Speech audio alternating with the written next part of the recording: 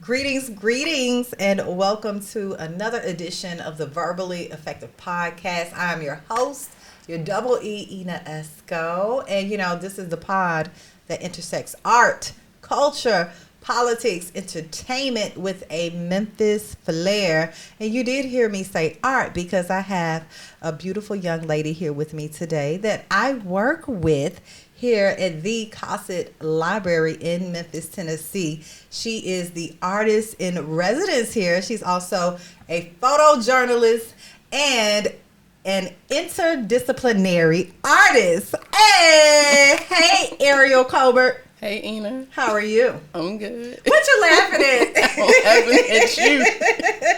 We've been working together for about a year now, right? Yeah. Right. How's your experience been here at Cossitt Library? You've had some amazing programming. I just want to salute you with that. Very creative. People come out in droves to come to your programming.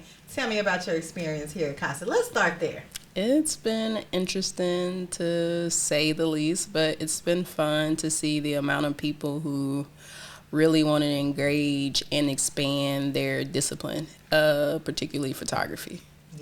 Yeah, when you were first approached by this concept of, putting in programming for art, what did you think? Shamichael approached me when I was photographing some stuff, and he said he needed somebody to create some type of workshops here at the space, somebody that was familiar with the community, that was a little bit younger, that could really get that 18 and to like 30 to 40 age gap in the space. And ironically, the youngest person I've had at one of the programs has been like 10, and the oldest like in their 60s. So yeah, it's been good. Yeah. What has been your favorite programming that you've instituted here?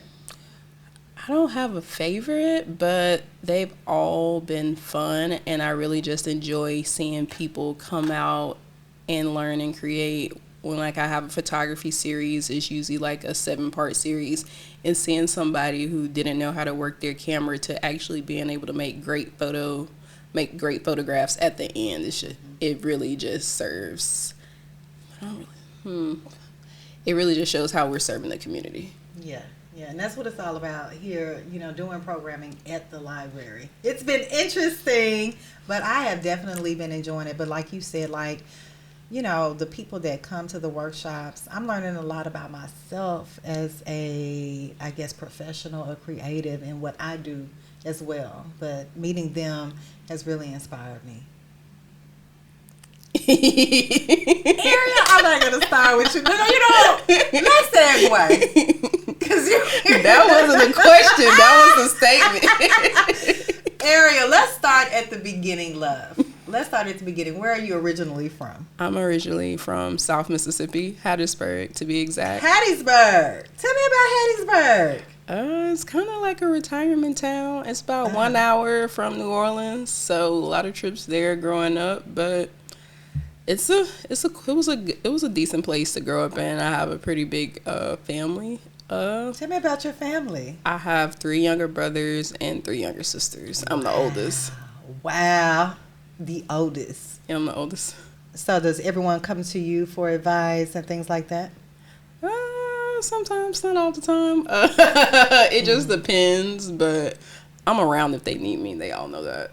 Yes. So was the young Ariel interested in art at a young age? Yeah, I did a lot of stuff. I did ballet, I did tap, I did gymnastics for a little bit. I used to play the cello, and then I shifted into sports, and then into photography. Sports? What kind of sports? I ran track. Were you fast? I was all right. You had to stay active, huh? Yeah, just something to do. My mom makes sure we all were doing some type of extracurriculars. Were you into art? Yeah, I picked up a camera like my junior year of high school, so I worked for the school newspaper and yearbook. Were you good then? That was the start of something new. I can say that. Yeah. I was a rookie. Yeah. Everybody got to start somewhere. Yeah. What high school did you go to? I went to Oak Grove High School. Oak Grove. Is it still around today? Yes. Yes. Like, girl, I'm so old. I be thinking, like, because, like, the high schools I went to, some of them are not around anymore. Yeah. It's like a new name. It's still a pretty big high school for Mississippi standards. Do you go back? No. No? I think you will be at some point, giving back. I mean, I visit my college university more than my high school, but all of my siblings have graduated and are in college, so there's really no reason for me to go back. Yeah. So let's talk about your college experience. You attended Ole Miss? Yes, I attended the University of Mississippi from 2014 to 2018. How was that experience? I enrolled in the university because they gave me a full ride scholarship. I had planned to go somewhere else, but my mom was like, it's free, so you're going. Freshman year, stayed on campus. I started working at the student newspaper there and just started to get my feet wet on campus. Student newspaper, you were taking photos? Yeah, my freshman year, I was working as like a staff photographer. In my sophomore through junior year, I was the photo editor. And my senior year, I was the photo editor for the school yearbook. Wow. So did you enjoy your time there? Oh, yeah, it taught me a lot and prepared me for the industry I currently work in. Okay. Any challenges?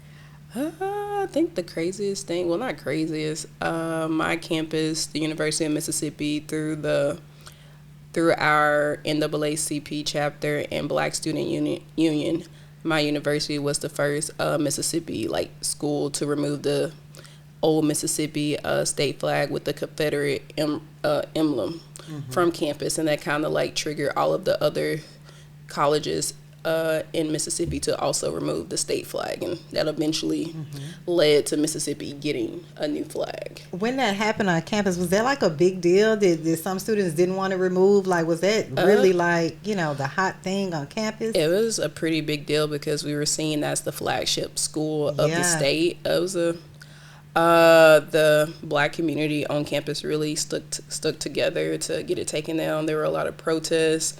At one point, there were some members of the Klan that came to campus with loaded shotguns to protest it, but I believe they're still in jail now. But I feel like it was just amazing to see how the student body really stuck together for change. So yes, and you said the Black community on the campus of Ole Miss. What did that look like for you?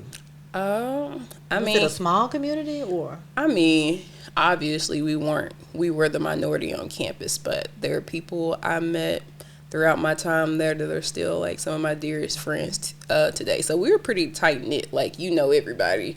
I still run into people that'll be like, did you go to such and such? I was like, yeah. And they was like, yeah, I remember you. So once you're there, you get to know, you might not know everybody, but you know their face at least. So that's kind of how tight knit it was. Okay. And upon graduation, what did Ariel Cobbert do? After I graduated, I went up to the DMV area and I worked for the Daily Press in Newport News, Virginia. Then I came back down to Memphis and I finished up some more academia work in Oxford. I would travel down once a week. And I worked for a film company. It was named Pigeon Roost. It's now expanded to different things. And then I started working for a USA Today newspaper, The Commercial Appeal. And I really just started navigating different avenues of visual storytelling. Yes, and you've been featured in a lot of major publications. Tell me about that. I started freelancing in about 2021, just working on my own. And I've worked for just a variety of magazine outlets and news outlets, just telling stories visually, whether it be Smithsonian, Nat Geo, CNN, Bloomberg Businessweek magazine, and just Washington Post, New York Times, just a lot of different publications that have given me the opportunity to tell stories for them. That is major, Ariel. And you're so young, you have so much of your career ahead of you. I'm so proud of you. I'm just proud to know you, lady. And again, I love your work that you do here, especially those installations. They just really set a fire here in the city and beyond. Tell me about how you came up with those installations. I know back in like 2019, 2020, before COVID really shut down everything, I started like building them in my backyard. And why did you do that? Like, I'm going to do this. I'm going to take this big empty box and make something of it. I just be bored, honestly. But that's your creative. So I created a much smaller version of it back in 2020. COVID happened, some family stuff happened, and then when did the library open? 2023. I decided to do it on a larger scale. So I started sketching out some designs, partnered with a contractor to make them more stable and safe. And I kind of just got to work. They're just something that come from, I just like to make stuff. Now, do you have a favorite of those that you've created? Not really.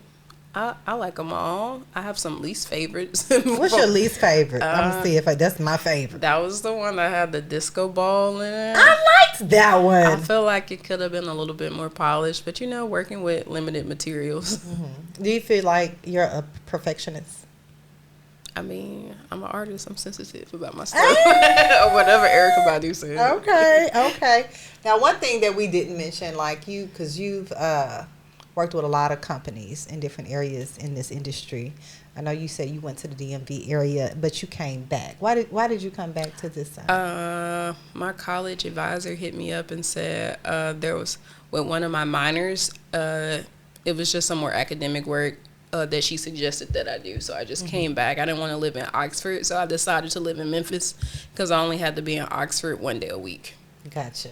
And in Memphis, since, we all live, work, and play here, specifically for you, Ariel, what does the art community look like in Memphis to you from your lens? I mean, I came as like an outsider.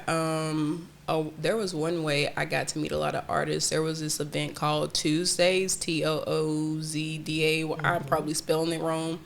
And one of my there's Jared Boyd, he went to the same college I did. He was a few years older, and he told me about it. So that's kind of how I met a lot of creatives there, and that's... I remember that. I remember him promoting that. Yeah, so I met a lot of Memphis artists in that space and just going out to things while I was still working for a newspaper. So I had access to a lot of stuff as well. And so I just, whenever I was out working, that's usually how I would meet people, because I guess people in Memphis, they recognize if somebody's new and if they're not from here. So they'd be like, who are you? Mm-hmm. But has the response been pretty good for you? I feel like I haven't had any traumatic experiences or anything like that. I've tried to navigate the different scenes, and regardless of where I'm at, I'm always going to succeed in my craft. So that's kind of how I look at things. I've met some really cool people here. Like, I've met you. Yes. And I'm cool. You cool. Even though you're making me do this. What you say? Even though you're making me do this. See, but I'm loving to hear your story, Ariel. So I'm glad you're doing this. For you. Thank you. So you met some cool people out here.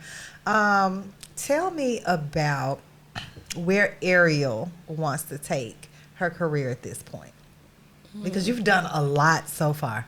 I definitely want to build more installations for large establishments. Like, I have some in the library. I've did some for the Brooks Museum, and there are some other companies and entities that are interested in Memphis. Memphis is, ironically, a big nonprofit city, and it makes it really hard sometimes to get grants and secure those opportunities, because there's so many people going after them. So maybe just expanding my location and getting them in just other facilities, because people really do seem to enjoy them.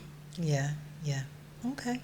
And I guess installations more so. Yeah, and just navigating the fine art world. I have a lot. My photos are out there a lot, in news outlet and magazines and whatnot. But I do have some of my images that are in a museum's permanent collection. So just getting my art in, getting my images in more museums.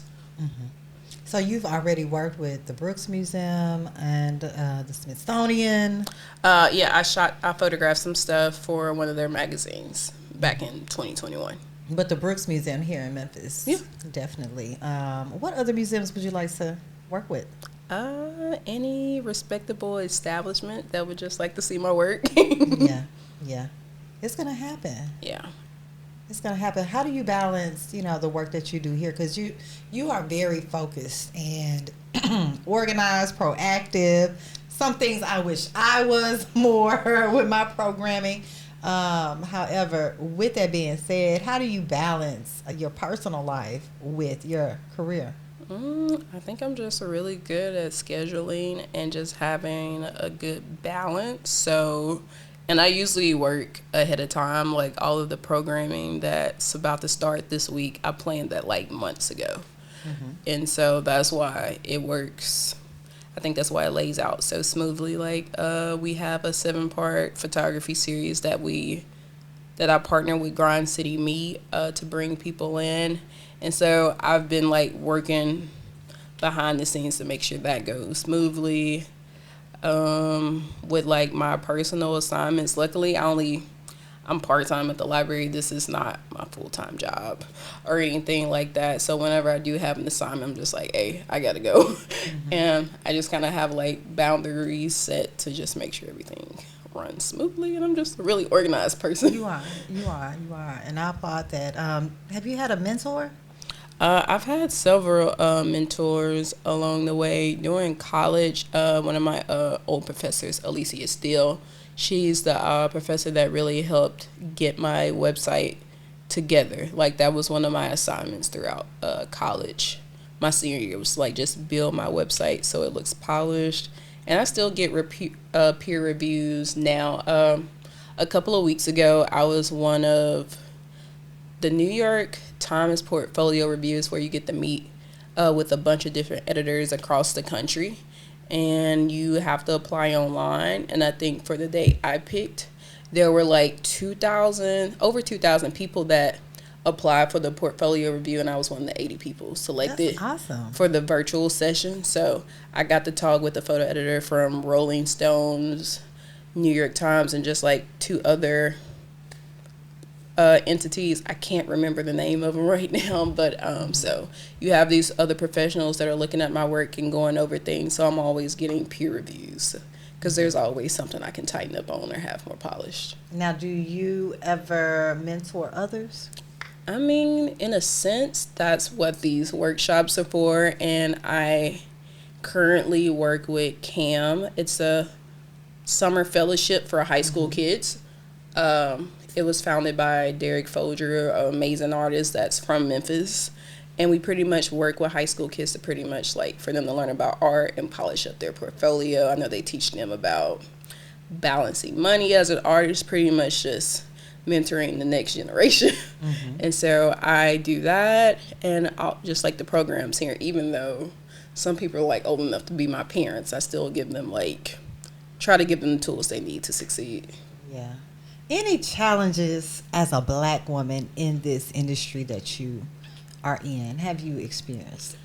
I feel like navigating life as just like a person of color, particularly a Black woman, you're always going to experience some form of microaggressions wherever you go. Yeah. It's just an unfortunate truth. And growing up as a young Black woman from the South, the women in my life always told me the way people perceive me has nothing to do with who I am, but everything to do with who they are. Mm-hmm. And so that's kind of how I've learned to look at it, because I don't want anybody's views of me to reflect on how I see myself. Mm-hmm.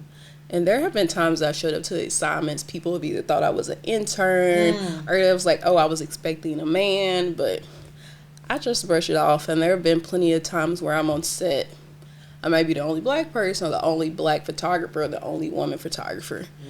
And like most fields are male dominated. I feel like there's always going to be glass. You're right. There's always going to be glass ceilings that somebody has to break. So I'm just doing my part wherever I go. Yeah. So this space is pretty much male dominated, but the women are in it. And as you mentioned, sometimes you're on set, you're the only Black woman. How does that make you feel? I mean, at this point, I'm kind of used to it. I used to be like, like when I first started, I was like, well, and now I'm just like, oh, it is what it is. Like, Yeah.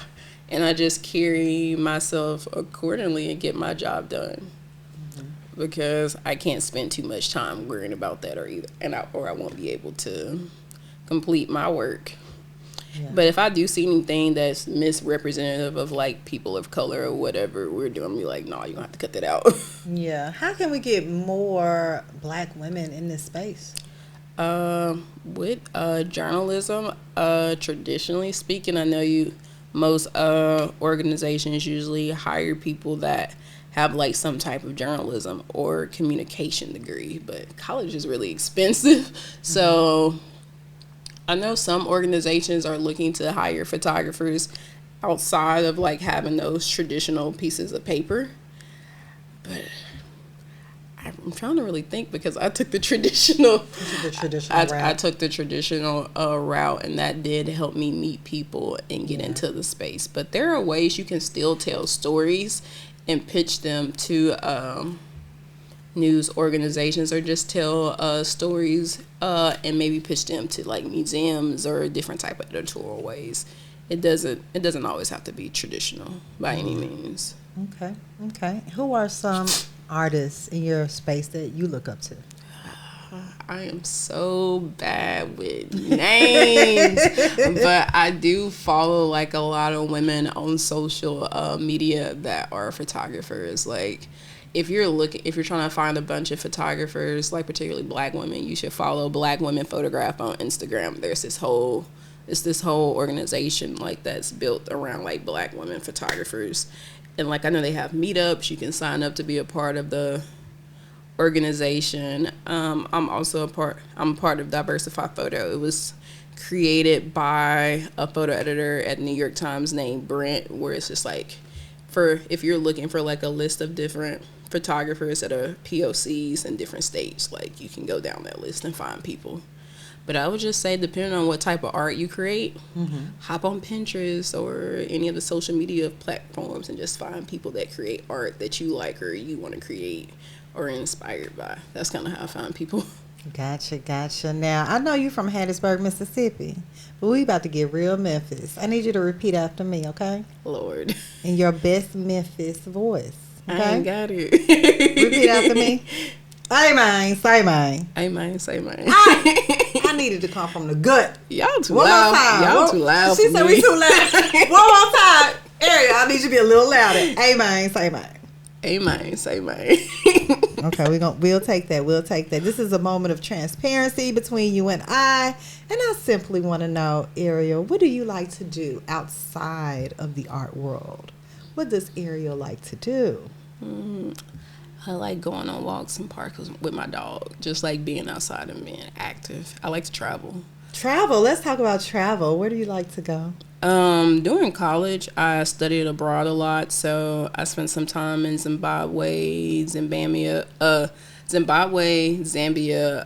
Johannesburg, Namibia. How was that? It's beautiful. And then I spent some time in Asia and Sri Lanka.